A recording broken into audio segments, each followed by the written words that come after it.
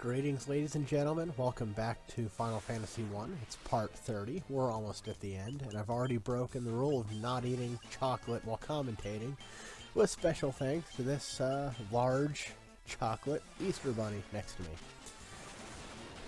Let's do this. Oh, wow. That didn't do anything.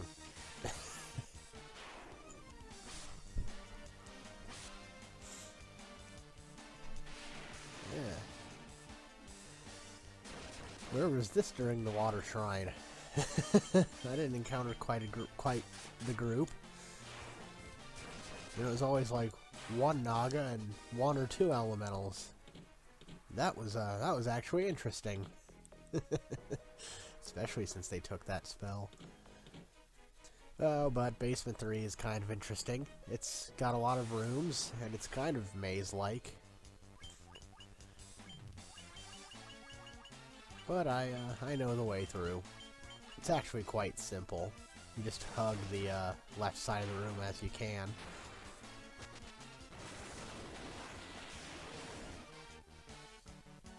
And apparently great white sharks can take those too.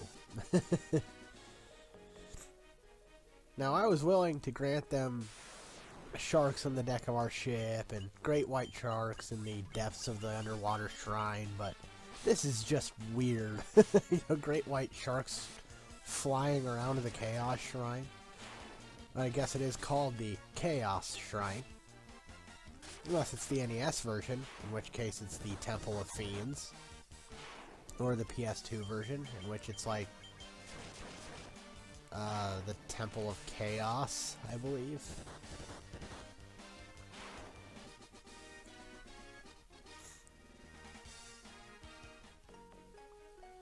Yeah, I keep gaining levels. I end the playthrough at like level 61. Only needing to grind for levels once. I did it twice, but that's because before Mount Golg, as I mentioned, I'd fallen behind my practice file to such a degree that I wanted to catch up to it. That way the practice file was a little more in line. You know, it was like I was practicing at the levels I was at. And here we have him. Kraken's back. Surely this is gonna be nothing. He was nothing in the past, he'll be nothing now.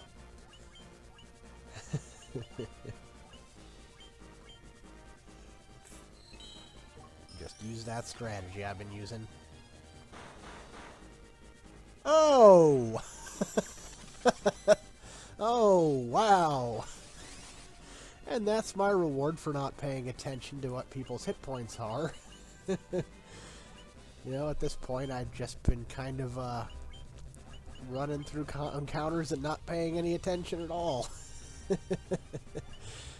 Makes things awkward when the boss decides he's had enough.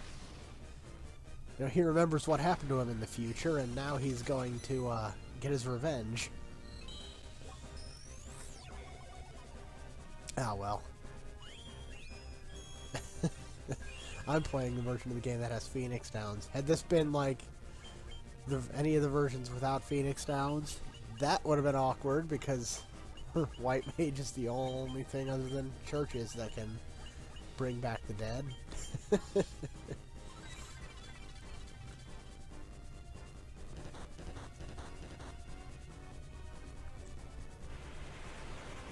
Oh, that little goofiness aside, let's fight Kraken like normal.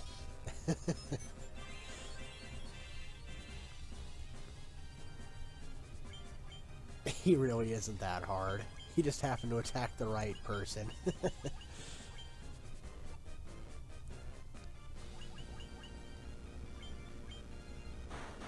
And at that point, I'm still waiting to fight. She has nothing left to really do. You know, I was essentially casting Blindna, hoping she'd remove it from him and he might get the optimal turn, but it didn't matter. And I'm checking my hit points, you know, trying to pay attention now, and I figure I don't need to heal. Oh, basement 4. Go down first. There's a treasure chest on this floor. And you can go down or you can go right there. But down leads to the treasure and right leads further into the further into where you need to go. Now, I didn't run into these in the air, the flying fortress. The vampire lords, and their sprite looks like the vampire we fought way long ago in the Cavern of Earth. But you could also run into vampires there, and that's where you discover that the vampire boss was actually just a late game normal enemy. And that's why his boss fight was so weird.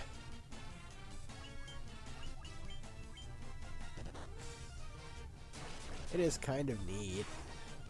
Like seeing as how he wasn't an actual boss and instead a minion of Lich, and later you find out, oh, no, he was just a normal vampire. Makes you wonder how he was able to wreck the town so hard if he was just a normal vampire, but I guess they were all level 1 folk and fighting a near end game normal enemy.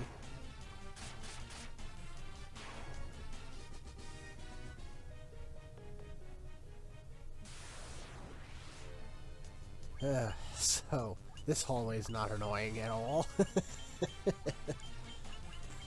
This treasure better be worth it.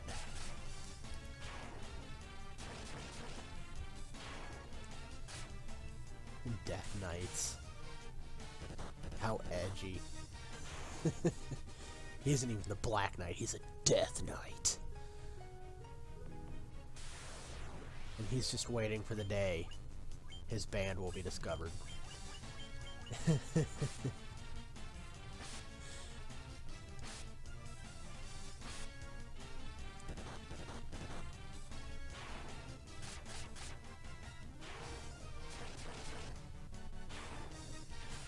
Yep, officially out of things to talk about till I get that room. It's just a bunch of encounters in the most obnoxiously shaped hallway of all time. Who does this? And here we have it, the Masamune. This sword is the best weapon in the game, the best sword in the game, and it can be equipped by anybody. And I'm very poorly showing that off right now. You can equip it to the White Mage. You can equip it to the Master. Its stats are amazing. I'm going to equip it to Sid. I would have equipped it to Marysu, except I feel like she is going to be a bit too busy to be using attacks. And I might have equipped it to Guy, because it does more damage than his fists. But the thing about the Monk, the thing about the Master, yeah, their fists don't actually do all that much damage compared to weapons. That's not where their damage comes from. Their damage comes from the sheer volume of hits.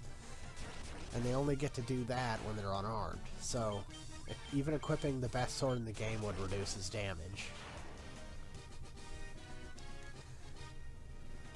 And, you might think, well, you know, equip it to the warrior, get the most out of it. He's using the second best sword in the game. You might as well get the most out of him by equipping the best sword in the game. No, because only he can equip the second best sword in the game.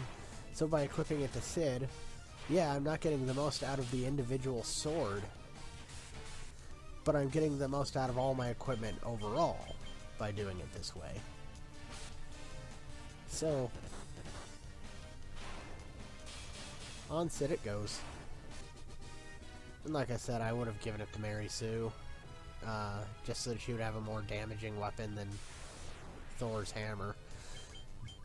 But I knew that I would be a little too busy using her for other things than basic attacking.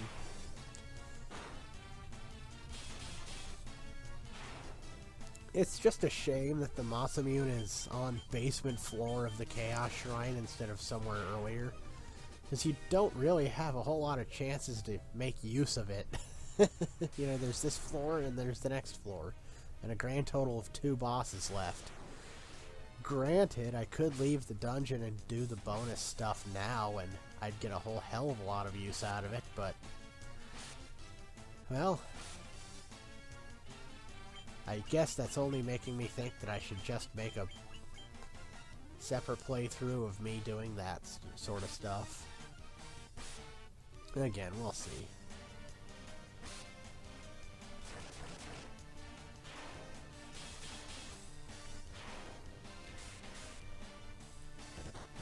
As it goes, I like the look of the sword. I like the look of its attack animation.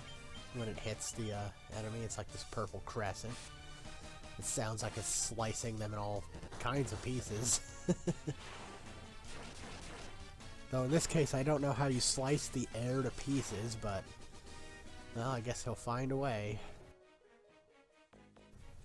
But we are approaching where we entered, and, you know, that means we're approaching Tiamat.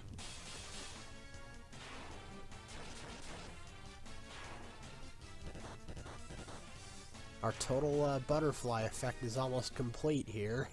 If we can defeat Tiamat, none of the 4 fiends would have ever attacked in the first place. And trust me when I say, there's no paradoxes that happen. No, this goes completely straight.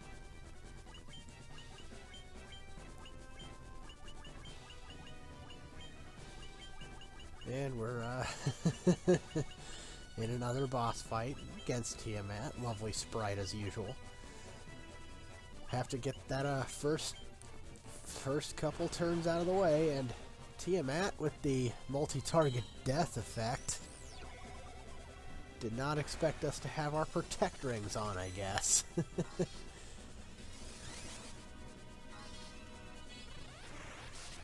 But that null shock, I feel, might be very important. Again, I don't cast those without reason, it's just they kept making them useless. But wait until you see the half the damage on the Thunderbolt that's coming up. Yeah, that would have sucked.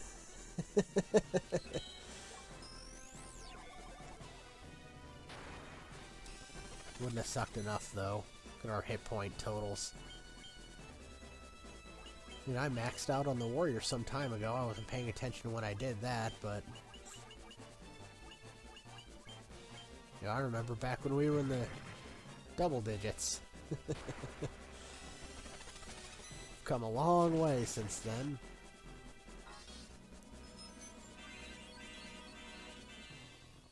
That's how these games go, I suppose. Yeah, Tiamat can take some punishment, huh? This is a good boss fight. You get to see all kinds of attacks. I didn't know Tiamat had Ice Storm. I've never seen her use it before, I think. I don't know, maybe I have it, I'm forgetting. You have no idea how much I wanted that holy to be what killed him, though. That would have just been like the cherry on the cake of Marysu's slaughter that one time. But now we're approaching the stairs down, which means only one thing. So, join me next time as we finish this and find out who is behind all of these shenanigans. Bye-bye.